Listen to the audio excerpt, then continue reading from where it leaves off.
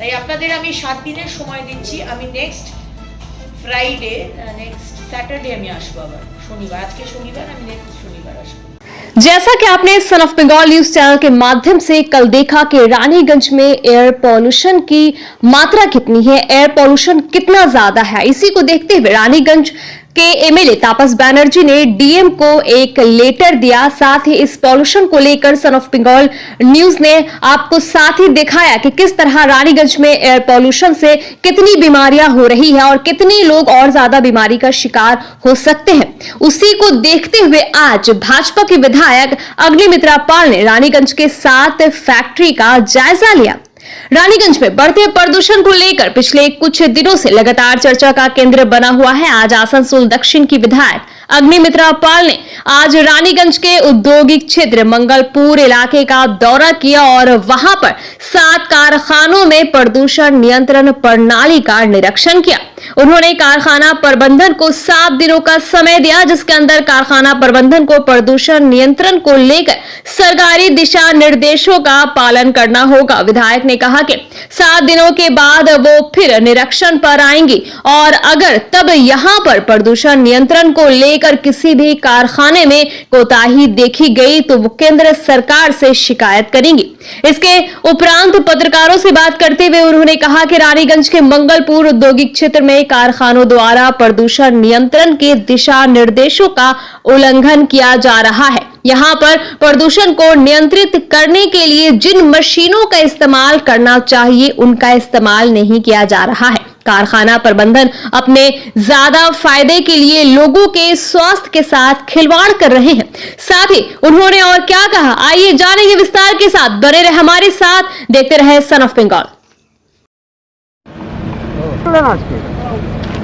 আমি আজকে এখানে এসেছি আমার বিধানসভার মঙ্গলপুর এরিয়া, ইন্ডাস্ট্রিয়াল এরিয়া। এখানে প্রায় 6টা কারখানা আছে, স্পঞ্জ আয়রনের কারখানা, যেখান থেকে সাংঘাতিক রকম পলিউশন হচ্ছে। আগেও আমরা এসেছিলাম এখানে, আগেও সতর্ক করে গেছি, কিন্তু তারা কোনো রকম অ্যাকশন নিচ্ছে না।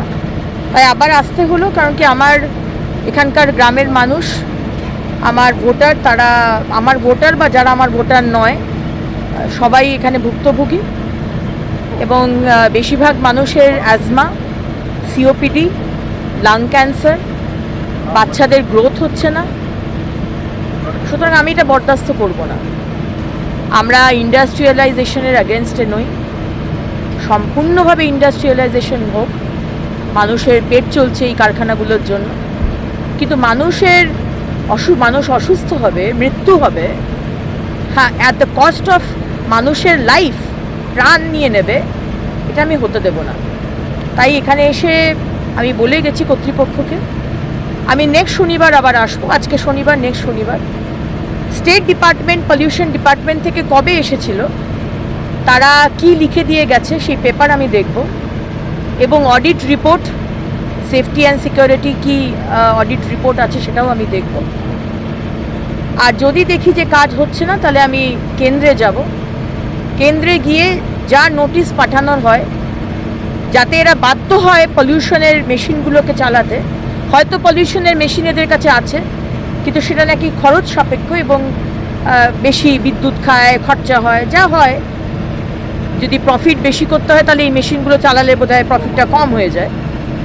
তো সেই কারণেই তারা মেশিন চালায় না। বক্তারনগরের এখানকার মানুষ মানে ভুগছে এদের জন্য, এটা হতে দেবো না। দেখুন, আমি আলাদা করে তো এখানে বলার কিছু নেই। আজকে মাননীয় মুখ্যমন্ত্রী মমতা ব্যানার্জির নেতৃত্বে, মমতা ব্যানার্জির বা এই সরকারের প্রতিটা ডিপার্টমেন্টে দুর্নীতি। তাই জন্য এটা ভাবার কোনো কারণ নেই যে পলিউশন দপ্তরে দুর্নীতি নেই। পলিউশন দপ্তরেও দুর্নীতি আছে। হয়তো পলিউশন দপ্তরে যারা আসে দেখতে, যে অফিসার, তারা হয়তো এইখানে আসেও না, রাস্তাতেই তাদেরকে হোটেলে খাইয়ে দাইয়ে কিছু পকেটে টাকা গুঁজে তারা চলে যায়। এই তো চলছে। হাসপাতালে ক্যাথিটার, সেইটা নিয়ে দুর্নীতি, ভাবতে পারেন? একটা মানুষের জীবন মরণ এই ক্যাথিটারের ওপর বেঁচে রয়েছে। স্যালাইনের বোতল, আজকে পেট খারাপ হলেও লোকে স্যালাইন চালায়, যে কোনো অপারেশনে স্যালাইন চলছে। স্যালাইনের বোতলে বলছে যে 2 নম্বরই এবং মানে খুব খারাপ, একদম বাজে কোয়ালিটির স্যালাইনের বোতল সরকারি হাসপাতালে রাখা রয়েছে। ডাক্তারবাবুরা বলছে পেশেন্টদের এই হাসপাতালে চেয়ারম্যান এসেছিলেন কলকাতা থেকে কালকে, আমরা গেছিলাম, পুরো সেদিনে সব ওনারা করলেন। তো আমাদের যা যা করার সব